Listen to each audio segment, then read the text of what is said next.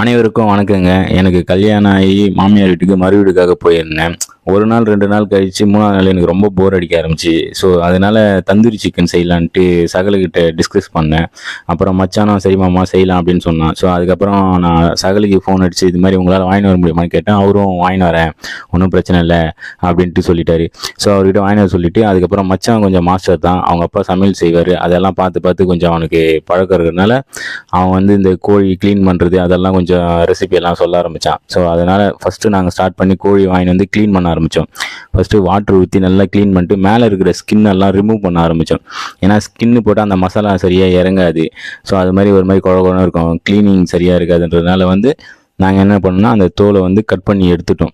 அதுக்கப்புறம் அந்த கோழியை நல்லா க்ளீன் பண்ணிட்டு இங்கே பார்த்தீங்கன்னா தெரியும் உங்களுக்கு, கீத்துக்கு தான் அறக்கணும். ஏன்னா அப்போ தான் மசாலா வந்து நல்லா உள்ளே இறங்கும்.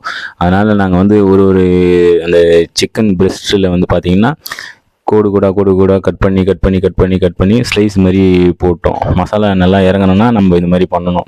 நீங்கள் இந்த மாதிரி வீட்டில் ட்ரை பண்ணுறீங்களான்னா நீங்களும் இந்த வீடியோவை பார்த்துட்டு இதில் எப்படி நாங்கள் பண்ணுறோமோ அதை அப்படியே ஃபாலோ பண்ணிங்க. எல்லா இடத்துலையும் பார்த்தீங்கன்னா நாங்கள் கொஞ்சம் கொஞ்சமாக கட் பண்ணி விட்டோம். அதுக்கப்புறம் தயிர் பார்த்தீங்கன்னா 50 ml எடுத்துக்கோங்க. ஃபஸ்ட்டு தயிர் நாங்கள் 50 ml தான் எடுத்துக்கணும். ஒரு பெரிய பிளேட் எடுத்து வச்சுட்டு அதில் ஃபஸ்ட்டு தயிர் ஊற்றிங்க. ரெண்டாவது வந்து சில்லி பவுட்ரு பார்த்தீங்கன்னா ஒரு 20 கிராம் எடுத்துங்க. ரொம்ப அதிகமாகலாம் போட்டுறாதீங்க, இது தனி மிளகாத்தூள் காரம் அதிகமாக இருக்கும். ஸோ அதனால் 20 கிராம் எடுத்துங்க. அதுக்கப்புறம் கறி மசாலா வந்து 20 கிராம் எடுத்துங்க. அதை போடலாம், அதெல்லாம் டேஸ்ட்டு இன்னும் கொஞ்சம் தூக்கி கொடுக்கும். அதனால் கறி மசாலா வந்து நீங்கள் வீட்டில் இருந்தால் எடுத்து போடுங்க, இல்லை கடையில் வாங்கிங்க. அதுக்கப்புறம் வந்து இந்த மிளகு சீரகம் அது இருக்குல்ல, அதை பவுட்ரு மாதிரி பண்ணி வச்சுன்னு அதை ஒரு 20 கிராம் ஆட் பண்ணிங்க.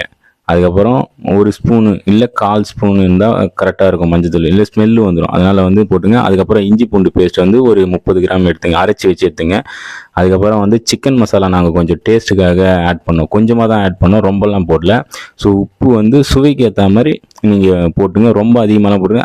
ஆனால் இதில் நாங்கள் ஒரு சின்ன மிஸ்டேக் பண்ணிட்டோம். என்னென்னா உப்பு கொஞ்சம் கம்மியாக போட்டோம். மசாலாவில் வந்து உப்பு பார்த்தீங்கன்னா கரெக்டாக இருந்தது, ஆனால் கறி வெந்து வந்ததுக்கப்புறம் டேஸ்ட்டு கொஞ்சம் கம்மியாக இருந்தது. அப்புறம் ஒரு முட்டை ஒன்று ஆட் பண்ணிக்கணும் அந்த பேஸ்ட்டு, அந்த டேஸ்ட்டுக்காண்டி. அதுக்கப்புறம் லாஸ்ட்டாக ஃபைனலாக பார்த்தீங்கன்னா ஒரு லெமனு சீட்லாம் எடுத்துட்டு அதை வந்து சாறு மட்டும் பொழிஞ்சு நல்லா விட்டுருங்க. அதுக்கப்புறம் ஒன்றும் இல்லைங்க, அந்த சாறு பொழிஞ்சு விட்டதுக்கப்புறமா நீங்கள் அப்படியே அந்த பிசைஞ்சிட்டே இருக்க வேண்டியதான். அது கூட வந்து ஒரு 50 ml ஆயில் ஆட் பண்ணிக்கினேன். நான் பாம் ஆயில் தான் ஆட் பண்ணிக்கினேன். உங்கள் வீட்டில் என்ன ஆயில் இருக்கோ, செக் ஆயில் இல்லை நல்லெண்ணெய் கூட ஊற்றிங்க, இன்னும் டேஸ்ட்டு சூப்பராக இருக்கும். அதுக்கப்புறம் ஊற்றி நல்லா பேஸ்ட் மாதிரி பிசைஞ்சிட்டே இருங்க. ஒரு 5 மினிட்ஸ் நீங்கள் பண்ணிக்கலாம், ஏன்னா அந்த உப்பெல்லாம் கரையணும் இல்லை, அதுக்காக நீங்கள் நல்லா பிசைஞ்சிட்டே இருந்தீங்கன்னா அது ஃபுல்லாக அந்த மசாலா வந்து ரெடி ஆகிடும். நம்ம சிக்கன் டேஸ்ட்டாக வர்றதுக்கு காரணமே மசாலா தான். மசாலா வந்து கரெக்டான ரேஷியோவில் போட்டோம்னா சிக்கன் வந்து கண்டிப்பாக நல்ல ஒரு டேஸ்ட் இருக்கும். ஸோ அதுக்கப்புறம் மசாலா ரெடி ஆயிடுச்சு. இப்போ பார்த்தீங்கன்னா மசாலா ரெடி ஆயிடுச்சு. இதுக்கப்புறம் வந்து கோழியில் எடுத்து நம்ம மசாலாவை நல்லா தடவ வேண்டியதான். பார்த்தீங்கன்னா கோழியில் வந்து மசாலாவை பார்த்தீங்களா, நம்ம கீத்துக்கு தான் கட் பண்ண எல்லா மசாலாவும் நல்லா உள்ளே வெளியே எல்லா இடத்தையும் தடவைங்க. சின்ன கேப்பு கூட விடக்கூடாது. நம்ம கட் பண்ண எல்லா இடத்துலையுமே தேய்க்கணும். ஃபுல் அண்ட் ஃபுல் நீங்கள் தேய்ச்சிட்டு மொத்த மசாலாவும் தேய்க்கணும். இதை எல்லாம் பண்ணிவிட்டு இதில் இன்னொரு விஷயம் என்னடானா, கிட்டத்தட்ட ஒரு 1/2 hour நீங்கள் மசாலாலேயே இந்த கோழி ஊற வைக்கணும். மசாலா தேய்க்கிறது மட்டும் முக்கியம் இல்லை, ஏன்னா இது ஊற வச்சிங்கன்னா தான் மசாலாவில் இருக்கிற உப்பு, அந்த டேஸ்ட்டு, அந்த காரம் எல்லாமே வந்து கோழி உள்ளே இறங்கும். அதனால தான் வந்து நம்ம ஒரு 1/2 hour இருக்கணும். அதுக்கப்புறம் பார்த்தீங்கன்னா நாங்கள் பக்கத்துலேயே அந்த வீட்டு அவுட்டர் சைட்லேயே தோட்டத்துலேயே வந்து ஒரு சின்னதாக ஃபஸ்ட்டு குச்சி எடுத்து கட் பண்ணி சொருகிட்டோம், ஒரு பள்ளம் போட்டுட்டு. அதுக்கப்புறம் அது கீழே வந்து வாழை இலை வச்சுக்கணும். ஏன்னா எங்களுக்கு வந்து அலுமினியம் ஃபாயில் வந்து நாங்கள் வாங்கலை. ஏன்னா ஒரு கோழி நாங்கள் வாங்கின ரேட்டே வந்து பார்த்திங்கன்னா 300 வாங்கிட்டோம். அலுமினியம் ஃபாயில் ஒரு ரோல் வந்து 250 கேட்குறான். சரி அதெல்லாம் தேவையில்லை, நம்ம வாழை இலையிலே பண்ணலாம். வாழை இலையில் பண்ணால் டேஸ்ட் இன்னும் கூட இருக்கும், நல்லா இருக்கும். வாழை இலை எப்பவுமே பெஸ்ட்டுன்னு சொல்லுவாங்க, உங்களுக்கே தெரியும். ஸோ அதனால் வாழை இலையை கீழே ஃபுல்லாக வச்சுட்டு அதுக்கப்புறம் பார்த்தீங்கன்னா இங்கே ஒரு பச்சை முள்ளுக்கட்டை வெட்டி தோல் உரித்து வச்சுருந்தோம். அதில் கோழி எடுத்து சொருவிட்டோம். அதனால் அந்த தோல் பிரிச்சிங்களா, கோழியோட தோல், அதை பார்த்தீங்கன்னா இப்போ பார்த்தீங்கன்னா மேலே சுற்றி விட்டுன்னு இருக்காங்க பாருங்க. அதை சுற்றிட்டு அதுக்கப்புறம் வாழை இலை சின்னதாக போட்டு நாங்கள் வந்து கட்டிக்கணும்.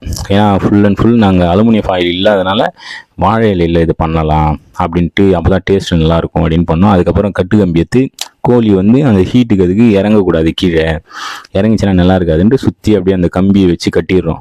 நீங்கள் கயிறில் கட்டினா கயிறு வந்து உருகி ஊற்றிடும் கீழே, இல்லை எரிஞ்சிறதுக்கு வாய்ப்பு இருக்குது. ஸோ அதனால் வந்து நாங்கள் கம்பி யூஸ் பண்ணோம். அவ்வளோதாங்க. பார்த்தீங்கன்னா இப்போ பக்காவாக ரெடி ஆயிடுச்சு. இதுக்கப்புறம் அந்த எண்ணெய் டின்னு இருக்குல்ல உங்ககிட்ட, வேஸ்ட்டான எண்ணெய் டின்னு, அதை வந்து வாய் மட்டும் ஃப்ரண்ட்டில் கருத்துன்னு அப்படியே கவுத்துற வேண்டிதான். இந்த மாதிரி கவுத்துட்டு வச்சுட்டு அதுக்கப்புறம் அதை சுற்றி வந்து கட்டைங்கெல்லாம் வந்து நீங்கள் போடுங்க, எரிக்கிறதுக்கான கட்டை. எங்களது வந்து ரொம்ப நேரம் ஆயிடுச்சு. ஸோ நீங்கள் இந்த மாதிரி தப்பு மட்டும் பண்ணுறாதீங்க. நாங்கள் இதை வந்து ஃபஸ்ட் டைம் ட்ரை பண்ணுறோம். அதனால் வந்து இந்த மாதிரி எதுவும் தப்பு பண்ணுறாங்க. சின்ன சின்ன சுள்ளி விறகாக இருந்தால் இன்னும் பெட்டராக இருக்கும், நல்லா குயிக்காக எரிய ஆரம்பிச்சிடும். எங்களது வந்து இது செஞ்சு முடிக்கிறது கிட்டத்தட்ட ஒரு 1 மணி நேரம் இல்லை 1.5 மணி நேரம் ஆயிடுச்சு. ஏன்னா எங்களுக்கு வெறும் கட்டையாக இருந்ததுனால அது வந்து சீக்கிரமாக எரியல. நாங்கள் அதுதான் ஒரு தப்பு பண்ணிட்டோம். இங்கே பார்த்தீங்கன்னா ஊதின்னு இருப்பாங்க, எரியவே எரியல. கொஞ்ச நேரம் எரியுது அமைஞ்சுது, கொஞ்ச நேரம் எரியுது அமைஞ்சுது. அதனால் சின்ன சின்ன சுள்ளியாக இருந்தால் இன்னும் பெட்டராக இருக்கும். ஸோ நீங்கள் இந்த மாதிரி ஏதாச்சும் பண்ணணும், ட்ரை பண்ண போகிறீங்கன்னா சின்ன சின்ன சுள்ளி விறகெல்லாம் ஃபஸ்ட்டு பொறுக்கி வச்சுருங்க. நாங்கள் எந்த ஐடியாவுமே டக்குன்னு தோணிச்சு, உடனே ஃபோன் பண்ணி வாங்கிட்டு வர வச்சுட்டு உடனே செய்ய ஆரம்பிச்சிட்டோம். எல்லாம் ஓகே, மசாலா ப்ரிப்பேர் பண்ணதெல்லாம் குயிக்காக பண்ணிட்டோம். ஆனால் இந்த விறகெல்லாம் ரெடி பண்ணி எரிய வைக்கிறது தான் கொஞ்சம் டைம் ஆயிடுச்சு. அப்புறம் அங்கேருந்து இங்கேருந்து வீட்டாண்டேருந்து எல்லா இடத்துலேருந்து எந்திரிச்சு குப்பை கிப்பை அது வெக்கால் இந்த பிரமணை சுற்றி வைப்பாங்க வீட்லையெல்லாம், பழைய வீட்லையெல்லாம் பார்த்தீங்கன்னா உங்களுக்கு தெரியும். அதெல்லாம் எடுத்து போட்டு எரித்து வீட்டாண்டு இருக்கிற வேஸ்ட் ஆட்டிங்க கவர் அதெல்லாம் போட்டு எரித்து இதெல்லாம் பண்ணோம். கவர் போட்டு எரிக்கிறதுனால டேஸ்ட் ஏதாச்சும் கம்மியாகிடுமா அப்படின்னு நீங்கள் கேட்கலாம். நம்ம வந்து அந்த எண்ணெய் டின் வந்து கவுத்து தான் வச்சுருக்கோம். அதில் வந்து அந்தளவுக்கு ஸ்மெல்லாம் எதுவும் போகாது. மோஸ்ட்லி நாங்கள் கவர் வந்து போடலை, ஏன்னா வந்து ஸ்மெல் ஏதாச்சும் வந்துருமோன்ட்டு கவர் போடலை. அதனால் அப்படியே வச்சு தான் அந்த அட்டைங்களை மட்டும் போட்டு எரித்தோம். ஆனால் ஸ்மெல்லாம் பெருசாக வரல. இப்போ பாருங்கள் ஃபைனலாக இதான் வந்துச்சு. கிட்டத்தட்ட ஒரு 6:30 மணி ஆயிடுச்சு. எங்களுக்கு ஒரு 1.5 மணி நேரம் ஆயிடுச்சு இது முடிக்கிறதுக்கு. பார்த்தீங்கன்னா இந்த மாதிரி தான் இருக்கும். ஃபுல்லாக எரிஞ்சிச்சு. 1.5 மணி நேரம் எரிய விட்டோம். எங்களுக்கு லேட் ஆயிடுச்சு. ஐ மீன் எப்படி சொல்கிறது, விறகு சரியாக எரியல, அதனால் டைம் எடுத்துச்சு. நீங்கள் கொஞ்சம் விறகெல்லாம் பிளான் பண்ணி வச்சிங்கன்னா கொஞ்சம் குயிக்காகவே எடுத்துடலாம். அவ்வளோதான். எல்லாத்தையும் கலைச்சிட்டாங்க. எல்லாமே கலைச்சிட்டு இப்போ வந்து அந்த எண்ணெய் டின்னு இருக்குல்ல, அதை வந்து எடுக்க போகிறான் இப்போ பையன் ஒருத்தன். அதை எடுத்துட்டு அதுக்கப்புறமா பாருங்கள், இங்கே பாருங்கள் வாழை இலை மொத்தமும் எப்படி எரிஞ்சு போயிருக்குன்ட்டு. இப்போ வாழை இலையில் இருக்கிற அந்த சத்து எல்லாமே அந்த சிக்கனில் இறங்கிட்டு இருக்கும். ஸோ அது என்ன தான் வாழை இலையில் பண்ணலாம் நல்லாயிருக்கும் அப்படின்ட்டு நாங்கள் பிளான் பண்ணி வாழை இலையில் சொல்லிட்டு இருக்கோம். நீங்கள் எப்படினாலும் பண்ணிக்கலாம். அலுமினியம் ஃபாயில் இருந்தால் பண்ணிக்கலாம், இல்லைனா இங்கே பார்த்தீங்கன்னா எடுக்கும்போது கம்பி கை பார்த்தீங்கன்னா அப்படியே பிச்சின்னு வந்துச்சு. இதுலேயே தெரியுதுங்களா எந்த அளவுக்கு சாஃப்டாக அது வெந்திருக்குன்னு. நாங்கள் கிட்டத்தட்ட 1.5 மணி நேரம் வச்சுருந்தோம், நல்லா வெந்திருக்கு. பாருங்கள், நீங்களும் இதே மாதிரி வீட்டில் ட்ரை பண்ணி பாருங்கள், உங்கள் ஃபேமிலியோட ட்ரை பண்ணுங்கள், அப்போ இன்னுமே சூப்பராக இருக்கும். இந்த மாதிரி வீடியோவுக்கு நம்ம சேனலை மறக்காமல் நீங்கள் சப்ஸ்கிரைப் பண்ணுறங்க. அப்படியே ஏதாச்சும் நிறைவுகள் இருந்தால் கமெண்ட் பண்ணுறங்க. அப்படியே மறக்காமல் அந்த லைக் பட்டனை தட்டி விட்டுருங்க. நீங்களும் கண்டிப்பாக உங்கள் ஃபேமிலியோட செஞ்சு சாப்பிடுங்க. எல்லாருக்கும் பை.